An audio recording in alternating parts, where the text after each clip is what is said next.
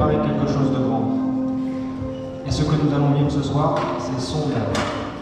Avant même que les bergers ne soient réveillés, le ciel chantait déjà.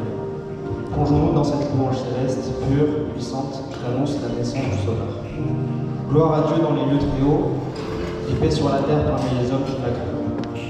Sommes-nous prêts à nous joindre à ce chant éternel, à laisser nos voix s'aligner avec elle, des anges pour proclamer la paix sur la terre? À Noël, Dieu agit. Pas dans le bruit, mais dans la simplicité. Un enfant dans une crèche, une étoile dans le ciel, un miracle dans le silence. Ce que nous célébrons aujourd'hui, ce n'est pas une tradition humaine, mais une œuvre divine. Le salut est né, et c'est merveilleux à nos yeux. Et si ce Noël, nous arrêtions de chercher des explications, pour simplement contempler? Dieu agit encore aujourd'hui.